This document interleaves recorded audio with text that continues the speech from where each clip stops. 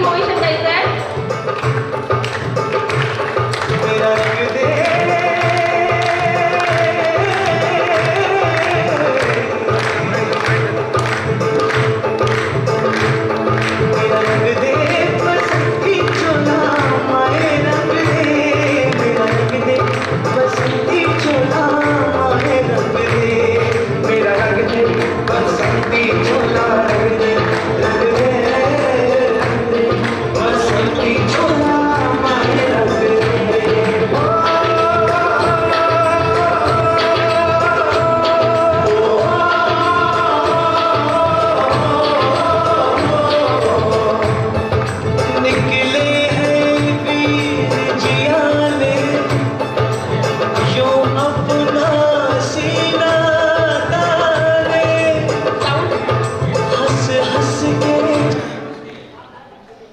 सर्व मान्यवरांनी आणि शिबिरासाठी स्थानापन्न व्हायचंय.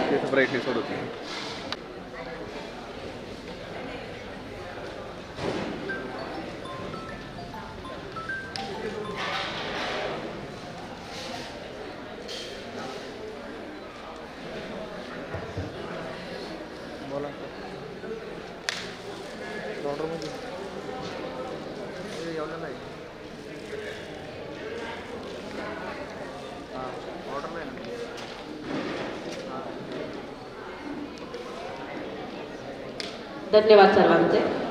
आजचे जे आपले वक्ते आहेत त्यांचा अल्पसा परिचय करून देत आहेत माझ्या सहचारिणी ज्योतिताई फणसे. त्या आपल्या अभयजी भंडारीजींचा अल्प परिचय करून देते. धन्यवाद मॅडम. आगतम स्वागतम सुस्वागतम. सर्वांना प्रथमतः सुप्रभात. सन्माननीय व्यासपीठावर उपस्थित मान्यवर तसेच उपस्थित समाज बांधव, माझे लाडके शिबिरार्थी युवक आणि युवती आणि आज आपल्या पहिल्या सत्राचे प्रमुख व्यक्ती आपल्याला लाभलेले माननीय श्रीयुत अभयजी भंडारी साहेब यांचे मी ज्योती निलेश फणसे सर्व आयोजकांच्या वतीने सहर्ष स्वागत करीत आहे. तरी मी त्यांचा अल्पसा परिचय करते.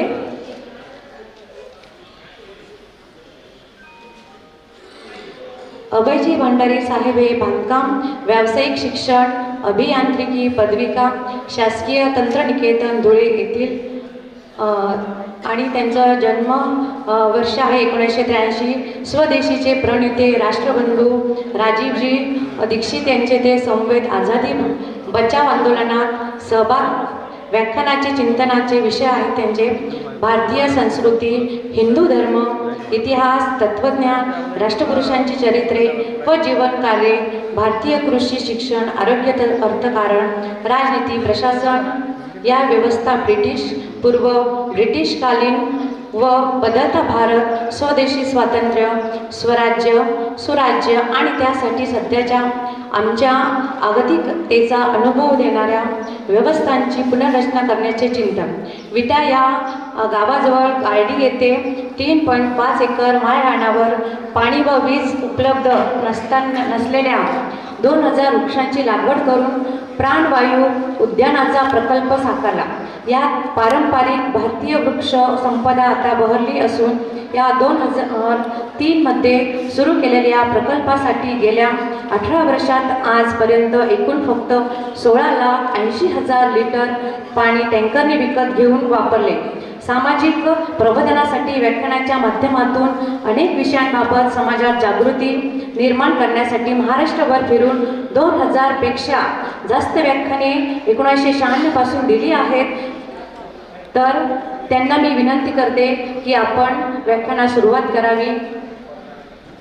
अजयजी भंडारी साहेब.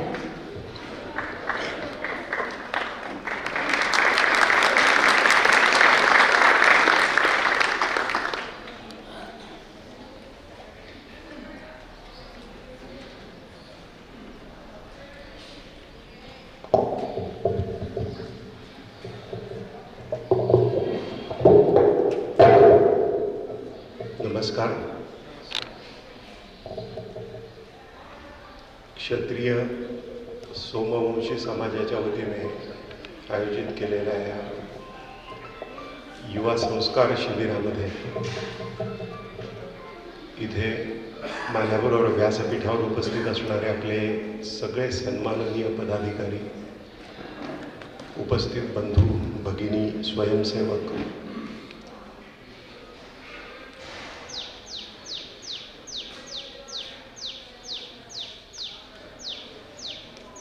क्षत्रिय जीवनदृष्टी असा विषय पत्रिकेत लिहिलेला आहे. शिवाजीराजे आणि अफजल खान यांची ज्या वेळेला प्रतापगडाच्या पायथ्याशी उभ्या केलेल्या शामियान्यामध्ये झटापट झाली आणि शिवाजीराजांनी अफजल खानाचा कोथळा काढला. त्याने शिवाजीराजांची मान डाव्या हाताने दाबून पाठीवर बिचव्याचा वार केला. चिलखत असल्यामुळे शिवाजीराजे बचावले आणि शिवाजीराजांनी वाघनखांनी अफजल खानाचा कोथळा काढल्यानंतर अफजल खानाने जोरात ओरडायला सुरुवात केली, शिवाने दगा किया म्हणून. आणि त्याचे 10 अंगरक्षक काही क्षणात त्या शामियान्यात आले आणि सय्यद बंडाने त्याच्या हातात जो दांडपट्टा होता त्या दांडपट्ट्याने शिवाजीराजांवर एका क्षणात वार केला. जिवा महालेंनी अत्यंत चपळाईने वार करणारा सय्यद बंडाचा हात तलवारीने एका क्षणात कलम केला. शिवाजीराजांच्या जीवनामध्ये एक क्षण उशीर जर झाला असता सय्यद बंडाचा हात कलम करण्यात, तर आपण हा गौरवशाली इतिहास आठवायला इथे उपस्थित असतो की नाही मला माहिती नाही. आपण आजचा कार्यक्रम 9 वाजता सुरू करणार होतो, आत्ता 10:10 होत आहेत. ज्याला काळ समजला त्याला जीवन समजलं, ज्याला काळ समजला नाही त्याला जीवन समजलं नाही, तो किती गुणवान असो. इथे डॉक्टर आहेत शंतनू कुलकर्णी आमचे मित्र, त्यांना विचारा की आपल्यापैकी प्रत्येकाने आपल्या आईच्या उदरातून जन्म ज्या वेळेला घेतला ना, त्यावेळेला मूल जन्माला आल्यानंतर किंवा जन्माला येण्याची जी प्रक्रिया आहे त्या प्रक्रियेमध्ये 1 मिनिट उशीर जर झाला, 1 मिनिट, तर ते बाळ गुदमरतं. आणि जर त्याला नैसर्गिक श्वास घेता आला नाही त्या 1 मिनिटात पहिला त्याच्या आयुष्यातला, तर ते मूल जन्मभर मंदबुद्धी राहतं. कारण मेंदूला ऑक्सिजनचा पुरवठाच होत नाही. 1 मिनिट फक्त ते जर झालं नाही जन्माच्या वेळेला, 1 मिनिट उशीर जर झाला तर ते मूल जन्मभर मंदबुद्धी राहतं. 1 मिनिटाची ही किंमत आहे, 1 क्षणाची किंमत आहे. भारतीयांनी क्षणामध्ये आयुष्य मोजलेलं आहे. आणि हे समजणं, आपण जर हिंदू म्हणत असू स्वतःला, तर हे समजणं अत्यावश्यक आहे आपल्याला. काळ जो आहे तो काळ कोणालाही उलटा नाही फिरवता येत. आपल्यापैकी कुठे बघितलंय काळ उलटा फिरवणारं, काळाचं चक्र उलटा फिरवणारं, की ज्याला 1 मिनिटाने 1 वर्षाने लहान होता आलं? हा एकमार्गी आहे प्रवास. किती इच्छा असली तरी तुम्हाला उलट क्षणभर सुद्धा मागे जाता येत नाही. मग तुमच्या हातातल्या काळाचा क्षणाक्षणाला जर क्षय होत असेल तर तुमच्या हातात असलेला काळ तुम्हाला परिणामकारक रीतीने वापरता आलाच पाहिजे. नाहीतर तुमच्या हातातलं मर्यादित जीवन संपून जाईल आणि निरर्थक संपून जाईल, काही निष्पन्न होणार नाही त्यात. शिवाजी राजांच्या जीवनातल्या 1 मिनिटाचं आपण महत्व पाहिलं की 1 मिनिट, 1 क्षण किती महत्वाचा आहे. जगाच्या पाठीवरच्या आधुनिक व्यवस्थापन तज्ञांना 1 मिनिटाचं महत्व सांगणारा एक भारतीय मनुष्य, की ज्याची श्रेष्ठता, ज्याची गुणवत्ता जगाने मान्य केली, ते ई श्रीधरन. तुम्ही नाव ऐकलंय ई श्रीधरन? ऐकलंय? ई श्रीधरन यांना father of Indian project management म्हणतात. फादर ऑफ प्रोजेक्ट मॅनेजमेंट, फक्त इंडियन नव्हे, फादर ऑफ प्रोजेक्ट मॅनेजमेंट. भारतामध्ये 2 प्रकल्प त्यांनी प्रत्यक्षात आणले. जे अशक्य वाटणारे प्रकल्प होते त्यातला पहिला प्रकल्प होता कोकण रेल्वेचा.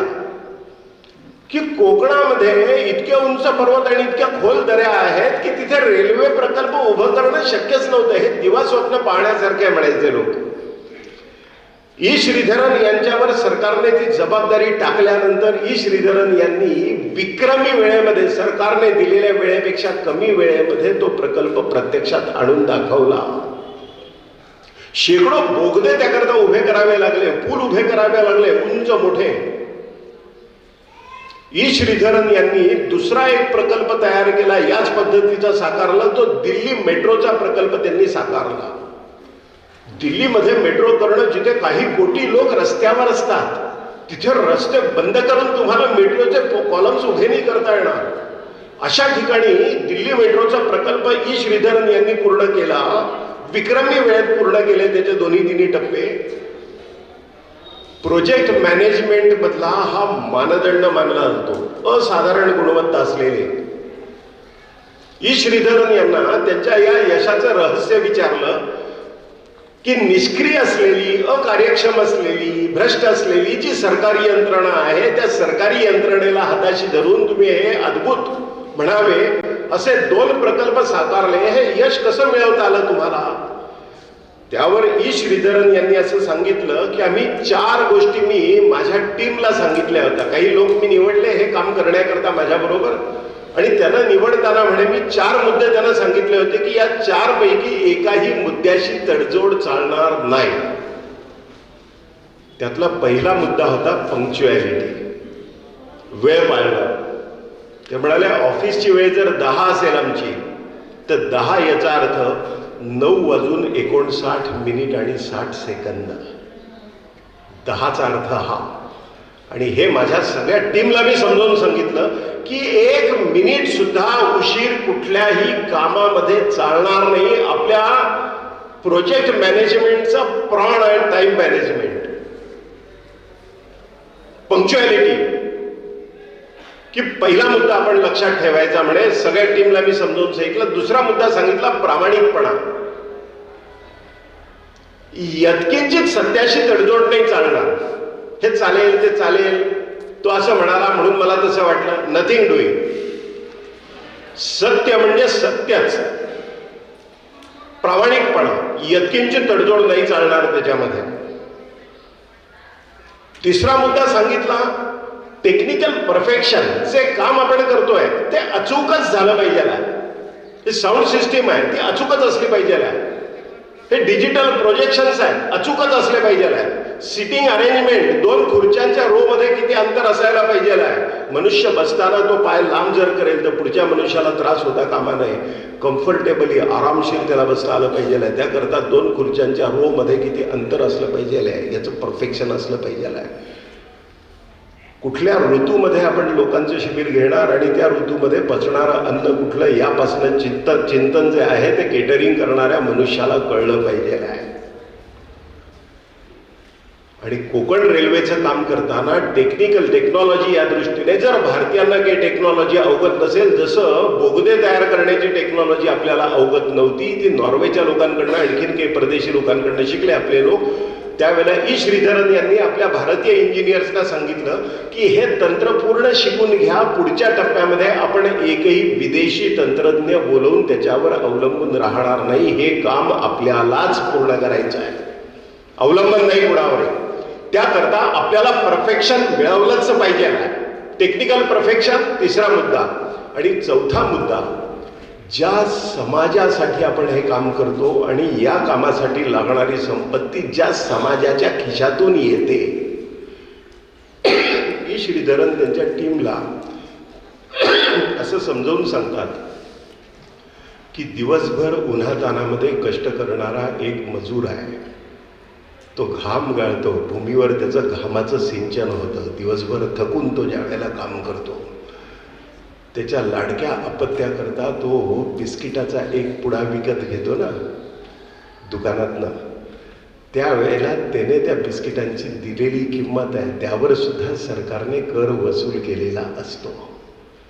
भूमीवर ज्याच्या घामाचं सिंचन होतं त्याच्या सुद्धा उत्पन्नातला एक वाटा सरकारकडे जर कर रूपाने गोळा होत असेल तर जी सरकारी संपत्ती या कामाकरता आपण वापरतो त्यातल्या एकाही रुपयाचा विनियोग चुकीच्या पद्धतीने कधीही होता कामा नये यावर आमचा दृढ विश्वास असला पाहिजे, अशी श्रद्धा असली पाहिजे आणि आम्ही याबद्दल काटेकोर असलं पाहिजे की यातल्या एकाही रुपयाचं नुकसान जर झालं तर ते माझ्या देशाचं नुकसान आहे. आणि ई श्रीधरन यांनी या 4 मुद्द्यांप्रमाणे स्वतःची टीम जी आहे ती टीम तयार केली आणि हे 2 महाकाय प्रकल्प जे आहेत ते प्रत्यक्षात आणले. आणि त्यापुढे ई श्रीधरन असं म्हणतात की ॲक्युरसी किती असावी, अचूकता किती असावी वेळेची. त्यामुळे जगभराच्या पाठीवरच्या ज्या मेट्रो आहेत त्या मेट्रोचं जाळं जगभरातल्या प्रगत देशांमध्ये जिथे जिथे आहे तिथे मेट्रोची स्टेशनवर येण्याची वेळ जी आहे ती दिलेली असते पुस्तकात त्यांच्या टाईम टेबलमध्ये की 8:17 लोकल येईल किंवा ही मेट्रो येईल. तर ते म्हणे की जगभरातल्या प्रगत देशांमध्ये यामध्ये 3 मिनिटांपर्यंत उशीर गृहीत धरलेला आहे की 3 मिनिट उशीर झाला तर चालेल. 8:17ची मेट्रो 8:20ला आली तर चालेल, 3 मिनिटापेक्षा जास्त उशीर नको, अशी त्यांची स्टँडर्ड्स आहेत. त्यामुळे भारतामध्ये मी आमच्या टीमला असं सांगितलं की आपण 1 मिनिटाचा क्रायटेरिया ठेवूया. 1 मिनिट की कुठल्याही परिस्थितीत 1 मिनिटापेक्षा उशिरा येता कामा नये कुठल्याही स्टेशनवर मेट्रो तुमची. आणि ई श्रीधरन मॅनेजमेंट इन्स्टिट्यूटच्या विद्यार्थ्यांना व्याख्यान देताना असं म्हणतात की मला आनंद होतो की 97.87% ॲक्युरसी रेट 1 मिनिटाच्या आत मेट्रोचा राहिलेला आहे. आणि ही ॲक्युरसी ठेवली याचं कारण ई श्रीधरन समजावून सांगतात. ते म्हणतात की दिल्ली मेट्रोमध्ये रोज 22 लाख प्रवासी प्रवास करतात. 22 लाख लोक दिल्ली मेट्रोत प्रवास करतात आणि 22 लाख लोक ज्या वेळेला दिल्ली मेट्रोमध्ये प्रवास करतात त्यावेळेला प्रत्येकाचा 1 मिनिट वाचणं याचा अर्थ 22 लाख मिनिटं देशाच्या राष्ट्रीय संपत्तीची मी रोज वाचवतोय. 1 मिनिट वाचवला तर 22 लाख मिनिट वाचले. एक मनुष्य दिवसातले 8च तास काम करू शकतो.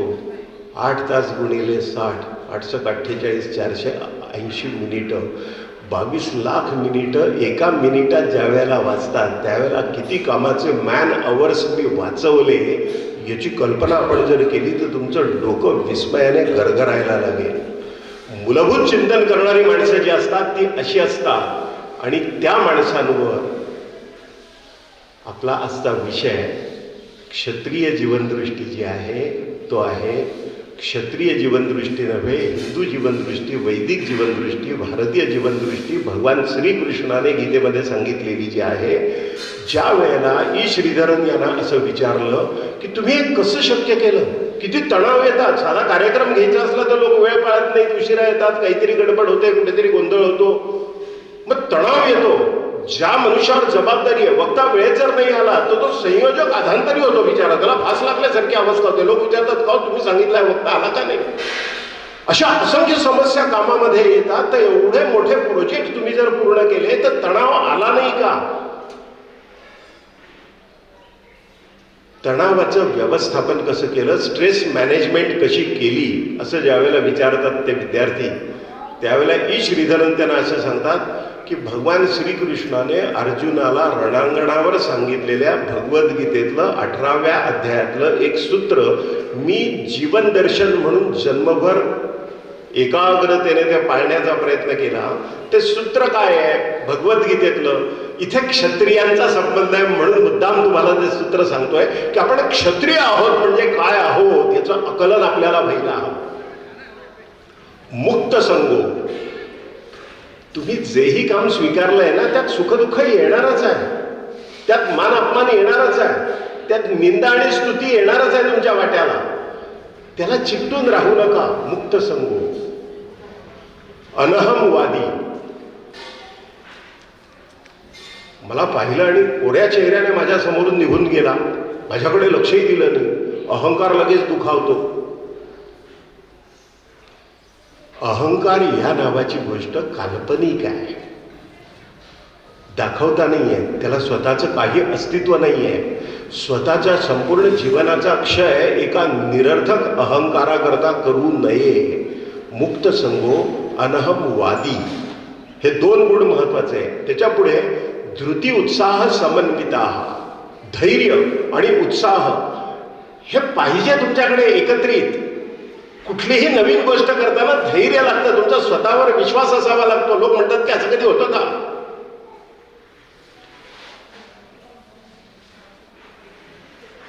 ज्या मनुष्याच्या कुटुंबामध्ये कुठलीही राजकीय पार्श्वभूमी नाही, गेल्या 7 पिढ्यामध्ये ज्या कुटुंबातल्या कुणीही राजकीय प्रतिनिधित्व केलं नाही, असा एक मनुष्य कफल्लक खिशाचा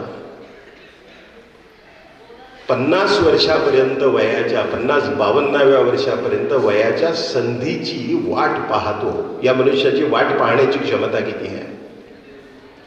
हा माणूस मुख्यमंत्री होण्यासाठीच आमदार झाला आणि पंतप्रधान होण्यासाठीच खासदार झाला. असा माणूस यापूर्वी या देशात जन्माला आला नाही, भविष्यात येणं कदापि शक्य नाही. इतक्या गुंतागुंतीच्या व्यवस्थेमध्ये जो मनुष्य 52 वर्ष पहिली संधी मिळण्याची वाट पाहतो आणि त्यानंतर मागे वळून पाहत नाही, त्यानंतर जग या माणसाकडे आशेने पाहतं, अशा भारताच्या सन्माननीय नरेंद्र मोदींचं उदाहरण डोळ्यापुढे ठेवा की एक मनुष्य क्रमविकास काय गतीने करू शकतो. आणि ते अशा स्क्रीनवर आल्यानंतर, जगात मान्यता त्यांना मिळाल्यानंतर आपण त्यांना पाहतोय, त्या अगोदरची गुंतागुंत जी आहे जीवनाची, सद्गुण आत्मसात करण्याकरता काय काय या मनुष्याने त्या अगोदरची 52 वर्ष तपस्या केली असेल हे आपल्याला कळत नाही. ती तपस्या केली तर हे उद्भवतं. मुक्त संगो अनहमवादी, अहंकार बाजूला ठेवून त्यांच्याच मंत्रिमंडळामध्ये त्यांच्या हाताखाली काम करणारे अनेक लोक या पद्धतीने टेबलांवर बसलेले आहेत आणि नरेंद्र मोदी भारतीय जनता पक्षाचा कार्यकर्ता म्हणून त्यांना पाण्याचा ग्लास हातामध्ये देत आहेत, त्यांना काही कागद देत आहेत, त्यांना लिहायला पेन देत आहेत, नम्रतेने मागे उभे राहून.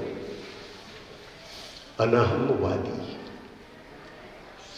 स्वतःच्या अहंकारापासून मुक्त. मुक्त संगो अनहमवादी, धृती, धैर्य आणि उत्साह समन्विता, या दोन्ही गुणांनी एकत्र सिद्ध सिद्धयोर निर्विकारा.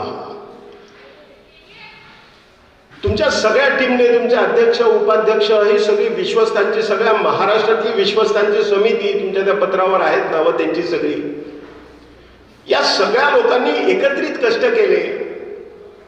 500 विद्यार्थी विद्यार्थिनी उपस्थित राहाव्या अशा कल्पनेने हा सगळा सेटअप तुम्ही उभा केला. प्रत्यक्षात 150-200 विद्यार्थी विद्यार्थिनी शिबिरार्थी म्हणून उपस्थित राहिले. एवढे सगळे श्रम करून सुद्धा विद्यार्थ्यांची संख्या कमी का, याची खंत न करता आपण आपलं जे सर्वोत्तम आहे ते करूया. नियतीला हे ठरवू देत की कुणापर्यंत ते पोचवायचं, कुणापर्यंत नाही.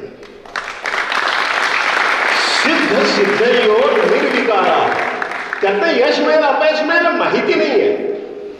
ई श्रीधरन म्हणाले, एवढा मोठा प्रकल्प आहे, मी रोजचं काम रोज करत राहिलो, बस आज काही काम शिल्लक ठेवायचं नाही, आजचं काम आज पूर्णच करायचं.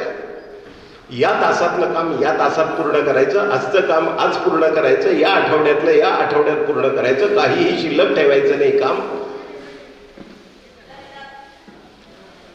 त्यातनं यश मिळेल की अपयश मिळेल हे ठरवणारी एक वेगळी शक्ती आहे, ज्याला नियती आपण म्हणतो, तिला ते ठरवू द्यावं.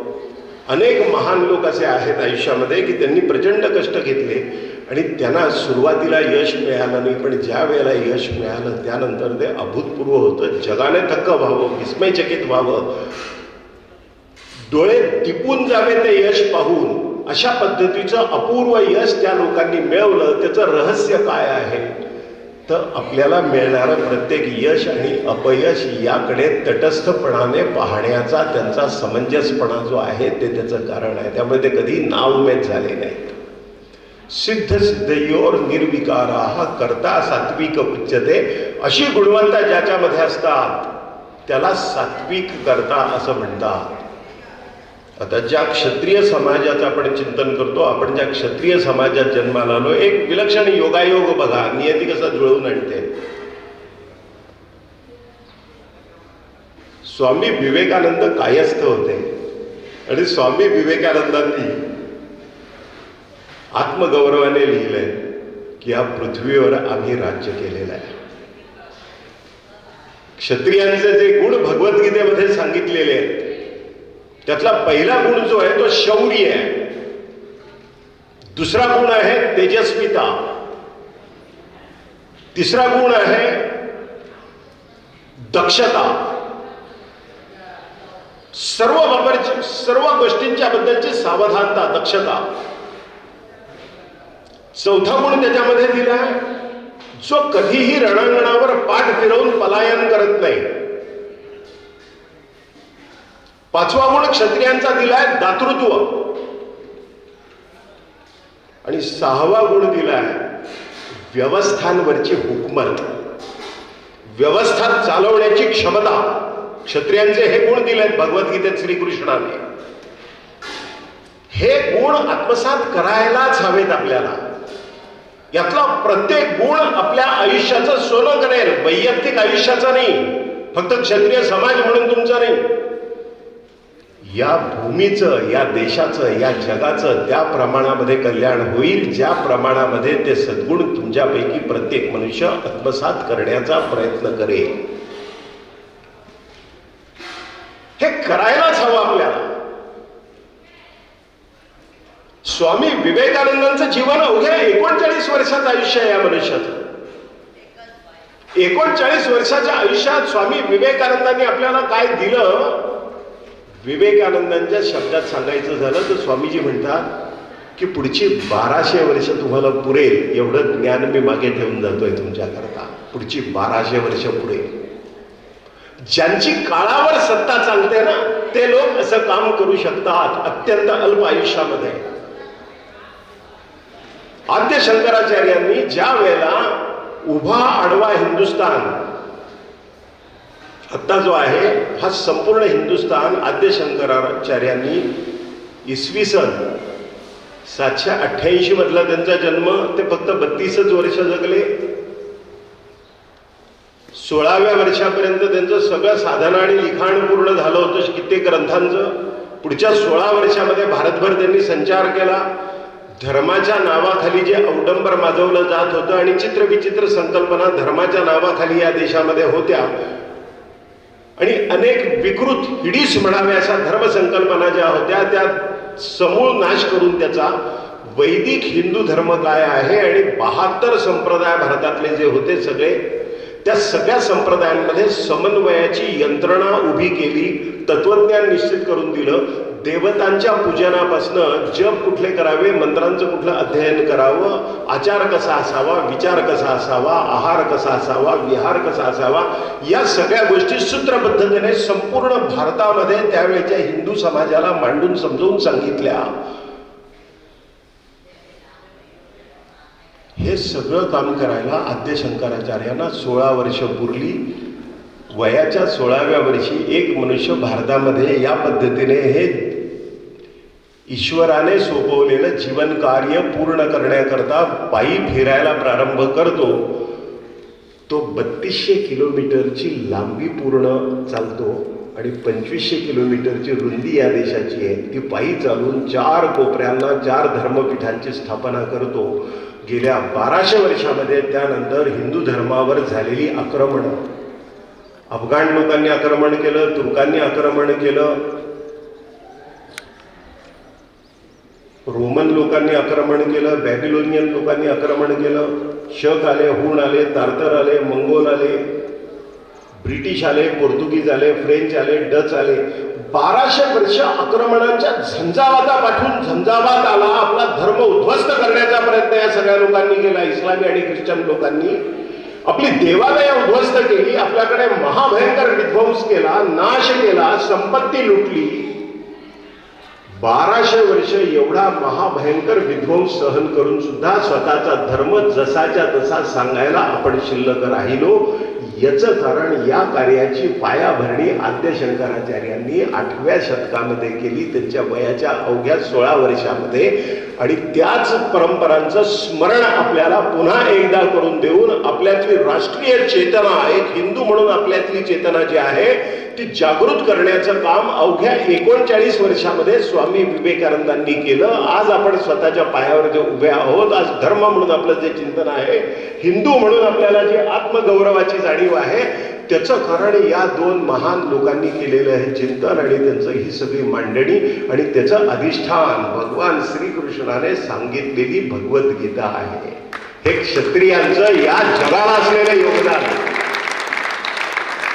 51 वर्षामध्ये श्रीकृष्णाने सांगितलेल्या भगवद्गीतेतलं एकही वचन कालबाह्य झालेलं नाही, एकही.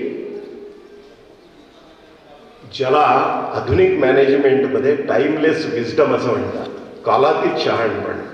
हे कालातीत आहे, टाइमलेस विजडम आहे, सर्वकालीन आहे. फक्त भारतात नव्हे, फक्त महाराष्ट्रात नव्हे, जगाच्या पाठीवरच्या ज्याही देशामध्ये शांती आणि समृद्धी एकत्र नांदायची असेल, धर्म समजून घ्यायचा असेल, धर्माप्रमाणे आचरण करायचं असेल आणि त्यात आडवा येणारा अधर्म आणि राक्षसी प्रवृत्तीचे लोक यांचा समूळ नाश अर्जुनाने जसा केला तसा करायचा असेल तर आपल्याला श्रीमद भगवद्गीतेचा आशय समजला पाहिजे, समजलाच पाहिजे.